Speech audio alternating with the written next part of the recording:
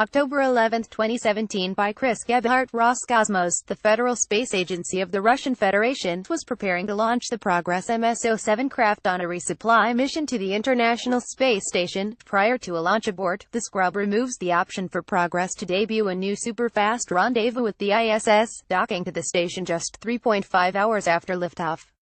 The next attempt is no earlier than Saturday, with a 2-day rendezvous required. Progress ms-07 for the third time this year, Roscosmos is readying an uncrewed Progress resupply vehicle for launch to the International Space Station. The seventh in the new line of Progress spacecraft, ms-07 was to enjoy a super-fast, to-orbit rendezvous with the ISS, arriving at the orbital outpost just 3.5 hours after lifting off from the Baikonur Cosmodrome. Had launch occurred on Thursday. In all, Progress ms-07 is the 159th Progress mission since the program began in 1978 for resupply efforts of the Salyut 6 space station, and the 70th Progress mission to the ISS, counting the 2 Progress flights that were not designated as resupply missions because they delivered modules to the station.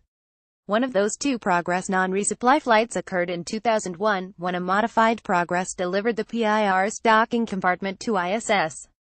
See also. Including this flight, 70 Progress missions have launched to ISS to date, with Progress ms-07 or Progress 68 as it is known to NASA being the 67th attempt of a Progress family vehicle to successfully reach the station following the Progress 44 launch failure in August 2011, the Progress 59 launch mishap in April 2015, and the Progress 65 launch failure in December 2016. Progress ms-07, as a few previous Progress missions have, will ride to orbit atop the Soyuz 2.1 rocket. Following various construction milestones, system checkouts, and cargo loading, the Progress ms-07 vehicle was fueled with its propellants and compressed gases at the filling station at Baikonur before engineers moved the craft to the Spacecraft Assembly and Testing Facility SCATF. There, Progress ms-07 underwent final checkouts before undergoing encapsulation with its payload fairing. On the 6th of October, the encapsulated Progress was transferred to the Spacecraft Integration and Test Facility SCITF, where it was mated to the third stage of its Soyuz 2.1 carrier rocket. The integrated third stage spacecraft was then mated to the core second stage of the Soyuz on the 9th of October. The Soyuz rocket and its Progress passenger were then moved to Pad 316 at the Baikonur Cosmodrome in Kazakhstan via rail transport on the 10th of October. Liftoff was scheduled for 093203 GMT, 053203 EDT, 153203 local time at Baikonur on Thursday, the 12th of October 2017.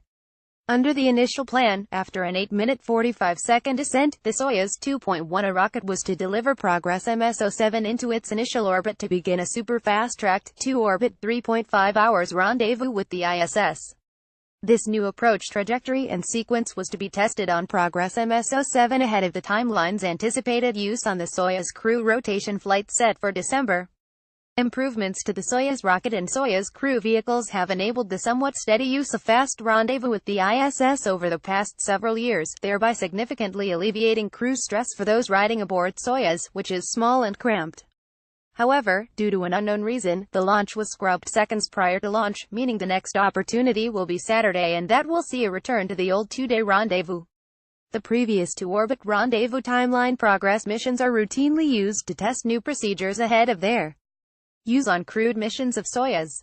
The new superfast rendezvous was to have tested the Progress MS series, which uses the same software and engine systems as the Soyuz MS series craft's ability to perform the complex rendezvous profile under a strict set of conditions and a tight timeline. Note the below times and events are part, not all, of NASA's rendezvous timeline. Full document available for download on L2 provided to nasaspaceflight.com. Real-time flight events and spacecraft performance usually cause the below timeline to shift by a few seconds.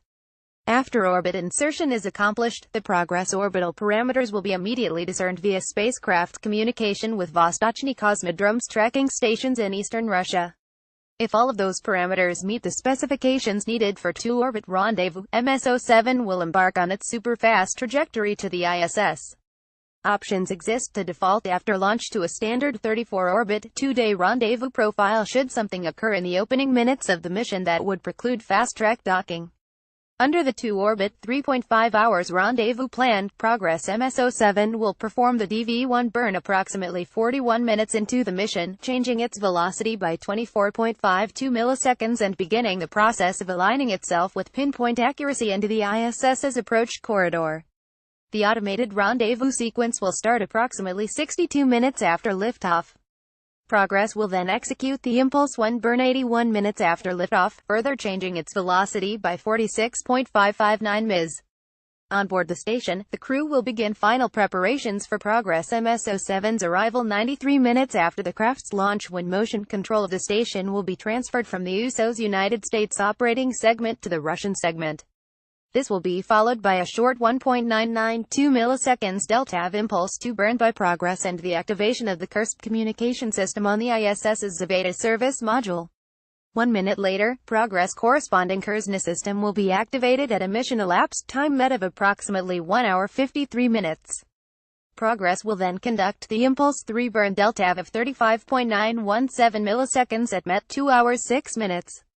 Confirmation of CURSP range data from the service module system will be taken at MET 2 hours 19 minutes, at which point Progress will be just 45 kilometers 28 miles behind the station. Just 5 minutes later, Progress ms-07 will have closed another 15 kilometers 9.3 miles on the station, at which point its CURSNA antenna will be activated. 8 minutes later, at MET 2 hours 32 minutes, a full-up CURS test between Progress and the ISS will occur, and Progress will be just 15 kilometers 9.3 miles from the station. Once Progress is 9 kilometers from ISS, the station's VHF-2 transmitter will be activated. This transmitter is a vital part of Progress to teleoperated motive control automated docking system's ability to safely and accurately guide the craft through a completely automated rendezvous to ISS. VHF-2 transmitter activation will occur at MET 2 hours 38 minutes, with Progress VHF receiver being activated 11 minutes later. At MET 2 hours 51 minutes, Progress will perform the Impulse 4 burn to change its velocity by 5.897 milliseconds and bring itself to the ballistic targeting point 2 kilometers from the ISS just seconds later.